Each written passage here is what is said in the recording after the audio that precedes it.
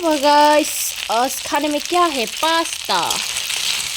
तो बनाई आছো মই আজি पास्ता মানে ছোৱালীজনীক সৰু মানে সৰু বাচ্চাবিলাক ঠালা পাস্তাবিলাক দোকানত খাব নাপায়, তো ঘৰতে পাস্তা লৈ আহিছোঁ।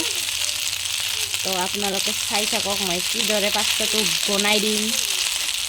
তাৰমানে হালধি ইয়াত পাস্তাটো বইল কৰি লৈছোঁ, লৈ কেনে হালধি নিমখ দি অকণমান ভাজি আছোঁ।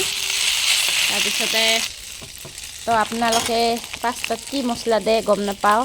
মই মানে সৰু সৰু বাচ্চাক পাস্তা বনাই দিলে এই মেগীৰ মছলাটো ইউজ কৰোঁ।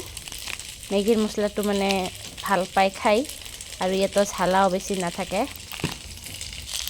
তো ইয়াতে মই অকণমান মছলা দিম, বেছি নালাগে দিব, বেছি দিলে সৰু বাচ্চাৰ হেল্থৰ কাৰণে বেয়া। তো অকণমান দি দিম, হৈ গ'ল। আৰু অকণমান দি কেনে অলপ ভাজা ভাজা কৰি কেনে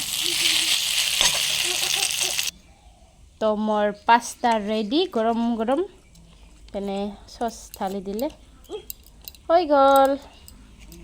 তো সৰু বাচ্চাক খোৱালে এনেকৈ খুৱাব লাগে। মানে বজাৰৰবিলাকতো ঝালা থাকে, খাব নাপায়। কিছুমানে খাব পাৰে, কিছুমানে নোৱাৰে। তো মই ঘৰত এনেকৈ বনাই দিওঁ মোৰ ছোৱালীজনীক। তো আপোনালোকক কেনে লাগিছে কমেণ্টত জনাব।